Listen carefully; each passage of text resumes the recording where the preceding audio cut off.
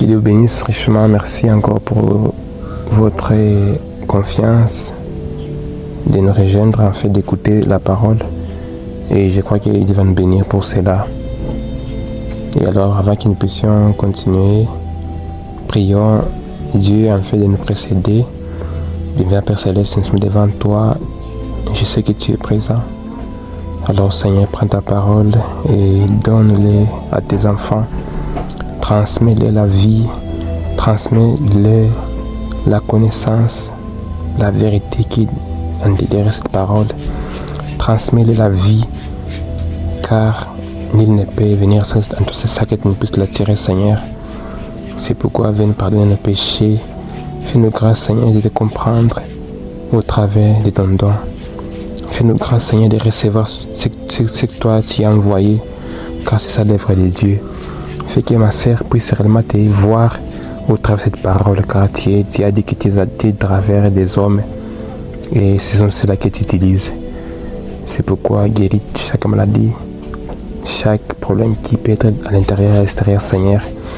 Au travers de cette parole que ça sera partagé, Seigneur, que ça puisse amener un réveil, que ça puisse réellement changer le cœur des gens, en faire réellement de recevoir cet vrai esprit de Dieu et de comprendre réellement les messages de la Bible, car c'est ça le thème de la Bible, c'est le thème principal de la Bible, Seigneur. C'est ce qui a causé à ce que tu puisses venir au calvaire et mourir pour nous. Fais que, Seigneur, ton peuple puisse recevoir réellement cela et en fait de recevoir la vision du calvaire, car c'est ce qui nous a poussé réellement à être sur la chaîne et à annoncer l'évangile. Fais que, Seigneur, ta puissance puisse être démontrée au travers de cette parole, car tu as dit que l'évangile n'est pas seulement venu en parole, mais par la puissance du Saint-Esprit.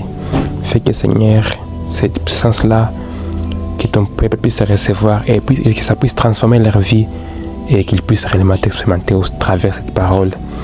Je vois que, Seigneur Jésus, Pierre avait prêché 15 minutes à la Pentecôte et réellement 3000 âmes étaient sauvées. Fais que, Seigneur Jésus, à travers cette parole, Seigneur, que tu puisses sauver l'âme, car je sais que c'est ça le paradoxe, c'est quand un pécheur devient un croyant. Fais le Seigneur Jésus et pardonne nos péchés, car tu as dit, même si nos péchés sont rouges comme les cramoisis, ça deviendra blanc comme la neige. Fais que, Seigneur, ton peuple puisse recevoir cela. Nous demandons notre Seigneur Jésus-Christ. Amen. Merci encore pour l'écoute. Nous avons commencé ici récemment les sujets intitulés Dieu projette son amour. Nous avons lu dans les versets dans Jean 3,16. Et c'est un verset qui est couramment connu. Et beaucoup de gens les lisent plutôt chaque fois. Et je crois que Dieu aussi va nous parler au travers de cela. Vraiment, soyez connectés pour recevoir réellement ce que Dieu veut. Alors, nous allons lire ici dans des paragraphes. Dans la brochure plutôt. Dieu projeta son amour, prêché le 6 août en 1956. Je crois qu'on va aller maintenant au paragraphe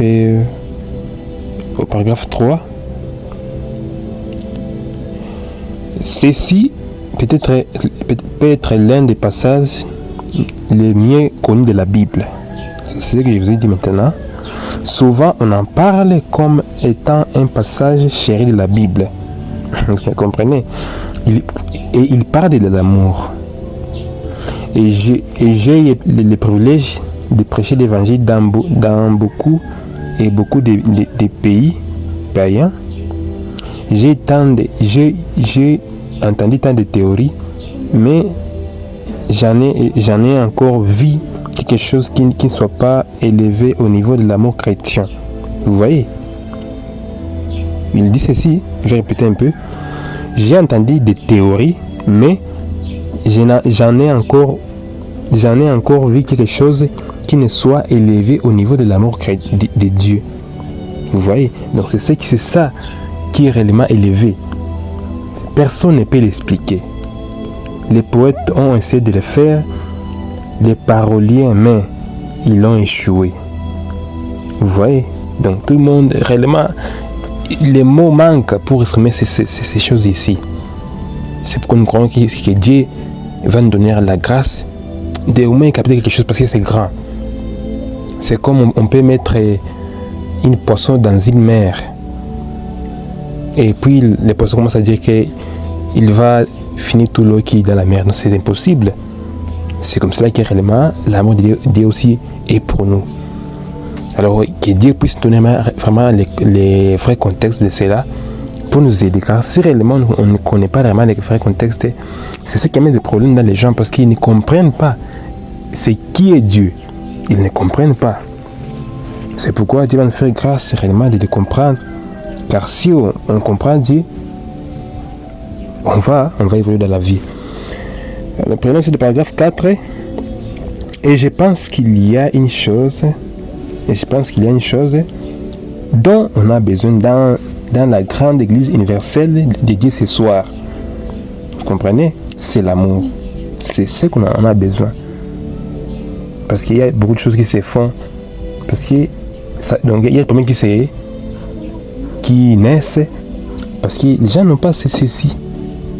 C'est pourquoi le prophète nous dit maintenant que la grande chose, bien la chose que l'église universelle a besoin, c'est l'amour ici.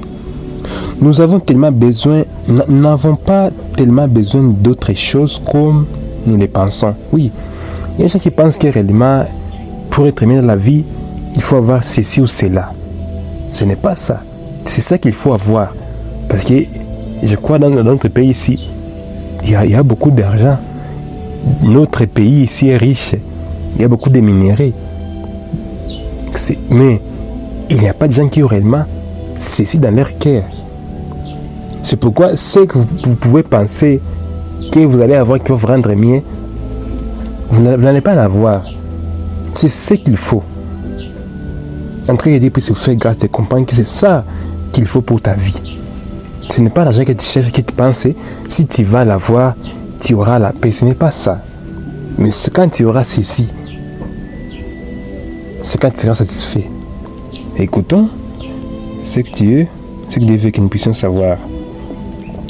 Toutes ces autres choses, il met entre parenthèses, nos émotions, nos dons, sont merveilleux. Et nous louons Dieu pour cela. Mais si ces dons ne sont pas dirigés par l'amour, alors ils ne seront pas efficaces. Vous comprenez? Tout le monde ici sur la terre a un don. Parce que Paul nous a dit que les dons et la paix sont sans repentance. Donc on est avec cela. Donc chacun de nous a un don quelconque. Mais réellement c'est là. Pour que ce soit merveilleux, pour que ce soit réellement efficace dans nos vies, pour que les maîtres de nous puissent aider les gens, il faut que ce soit accompagné de cet amour ici. Vous comprenez? Ce n'est pas... Ton nom-là n'aura pas réellement à édifier les gens ou bien à les aider. Ce n'est pas seulement donner la prédication de l'évangile, ce n'est pas ça. On peut avoir un don de jouer à la synthé, au piano, disons. C'est aussi un don. Mais si réellement c'est accompagné de l'amour de Dieu lui-même, ça va bénir les gens. On peut être un vrai militaire, mais si réellement on a l'amour de Dieu en soi, on va très très bien faire réellement ce travail-là. C'est pourquoi c'est ce qu'il nous faut. Ce n'est pas ce qu'on pense avoir. Il y a ceux qui pensent réellement quand ils auront l'argent, ils deviendront des bonnes personnes ou bien ils seront vraiment les plus miens dans la vie. Ce n'est pas ça. En tout cas, je vous rassure réellement. Et que Dieu puisse vous faire grâce d'avoir réellement l'argent que vous pensez que ça pourra vous rendre mieux. C'est d'abord avoir Dieu. Car la parole dit ceci dans Matthieu, que cherchons d'abord premièrement le royaume de Dieu, sa justice, et autre chose nous seront données par-dessus. Est-ce que réellement tu fais le contraire? C'est le problème. Beaucoup de gens font le contraire. Ils cherchent d'abord les choses du monde, et puis ils pensent après cela ils vont chercher Dieu. Ce n'est pas ça. Ils vont d'abord chercher d'abord Dieu, en fait que Dieu puisse t'accompagner dans le travail. De ce que tu vas faire comme étant les œuvres que tu vas faire, que tu vas aller chercher quelque chose. Il faut d'abord que Dieu puisse te conduire à aller les faire. Voilà. disons au paragraphe 5 de ce même serment, ça dit ceci: l'amour doit diriger nos foyers. Vous comprenez alors? Ça doit diriger nos foyers. Donc, si vous n'avez pas cette fondation ici, vous ne serez pas évolué dans vos foyers, parce qu'au moins, dans les foyers plutôt, qui proviennent les présidents, qui proviennent tout le monde qu'on voit ici. Car c'est ça l'institution que Dieu a fait au commencement. C'était les foyers. Quand il a mis ensemble Adam et Ève, ils ont commencé à se multiplier. C'était ça la première institution que Dieu a établie sur la terre. Vous voyez, et c'est pourquoi le diable veut vraiment combattre cela. Et beaucoup de gens pensent réellement qu'ils peuvent commencer cela sans Dieu. C'est pourquoi il faut d'abord avoir ceci. Et ceci seulement est donné par Dieu. Ce ne serait pas une fabrication humaine. Car il y a des différences. Il y a l'amour philéo et il y a aussi l'amour agapao. L'amour philéo, c'est un amour qui est naturel. Donc on est... Bon, tu sens vraiment que tu peux aimer celui que tu connais bien, ton frère, ok, ou bien ta mère, car tu les connais. Donc tu aimes réellement celui qui peut te faire du bien. C'est philéo, c'est naturel. Comme une mère aime tant son enfant qu'il peut donner même sa vie. Car moi, il y a des mamans qui ont donné la vie, leur vie pour leurs enfants. Les enfants, donc, il y avait une incendie dans la maison, mais la maman a dit réellement qu'il ne veut pas que son enfant puisse mourir. Elle s'est sacrifiée et son visage a été brûlé pour que son enfant puisse survivre, pour que son enfant puisse avoir réellement un beau visage. Mais c'est un amour philéo, donc ça c'est naturel. Ce n'est pas encore l'amour de Dieu, ce n'est pas encore l'amour agapao, c'est tellement différent. Alors, il y a des gens qui pensent réellement parce qu'ils ont réellement une affection là pour certains gens et ils pensent réellement c'est Dieu. Ce n'est pas ça. L'amour de Dieu, c'est de là de cela. Quand on te dit réellement d'aimer celui qui peut t'ingérer vraiment dans le vrai, est-ce que réellement tu seras mesure? C'est ça. L'amour est la plus grande force. L'amour est la plus grande force qui soit placée sous les pouvoirs de l'homme. Vous comprenez? Ce n'est pas le fait. Tu ne peux pas te venger. Ce n'est pas ça le pouvoir que Dieu t'a donné de faire. Ce n'est pas ça. Reste seulement l'amour. Car c'est ça la puissance que Dieu t'a donné. C'est seulement ça que Dieu t'a donné de faire. Donc, que tu vas vaincre avec l'amour. Quand tu as un problème quelconque, c'est ça qui va t'aider. Ce n'est pas prendre aussi l'arme, aller tuer l'autre aussi. Car tu connais réellement c'est celui qui te fait du mal, mais c'est celui qui fait ce qui n'est pas bon ou bien celui qui te diabolise. Ce n'est pas ça. Il faut seulement l'aimer. C'est ça la puissance que Dieu a donné l'homme, que Dieu a donné l'homme. Il y a des gens qui pensent que, parce qu'ils sont tellement musclés, ils pensent que réellement ça la puissance. Ce n'est pas ça. C'est l'amour qui est la puissance, qui a donné l'homme. Mais seulement que l'homme ne connaît pas que c'est cela. Il n'a jamais il ne découvre pas que c'est ça la chose que Dieu a donnée. Le que Dieu puisse nous faire grâce de recevoir ceci. La plus grande force. Car l'homme, la valeur de l'homme ne se mesure pas par la grandeur des muscles. Plutôt par le caractère. Pas parce que toi tu as 200 kilos, parce que tu es musclé, parce que réellement tu fais des sports, que quand on te vont dire vraiment ça c'est un homme, vraiment ce n'est pas ça. C'est le caractère. Le caractère c'est Dieu. C'est quand cette chose entre en toi. C'est ça, c'est ce que Dieu veut que nous soyons. Parce qu'il y a des gens qui ne comprennent pas réellement ceci. Disons, continuons. Et un foyer, donc un amour, donc un foyer qui n'est pas dirigé par l'amour n'est pas un foyer. On comprend maintenant que beaucoup de foyers ne sont pas des foyers. Pourquoi? Parce qu'ils ne sont pas dirigés par ceci. Donc ces foyers-là ne sont pas dirigés par cet amour ici. Car c'est ça Dieu. Car tout le message de la Bible est centré sur ceci. Donc Donc c'est comme ça, c'est une synthèse. Donc tu peux voir qu'un homme en train de parler beaucoup de choses, mais il a un point qui est nécessaire dans ce qu'il dit. Il a un point central. Alors, tout ce qu'il dit dans la Bible est réellement synthétisé par cet amour ici. Alors, je veux que tu puisses réellement avoir la soif de recevoir cela. Alors, réellement, ça vient de Dieu. Car cette femme-là, qui peut sacrifier sa vie pour son enfant qui est en danger, est-ce que réellement, cette maman encore là, elle peut avoir cette affection-là, ou bien réellement, c'est désir de le faire pour quelqu'un qui n'est pas réellement son enfant?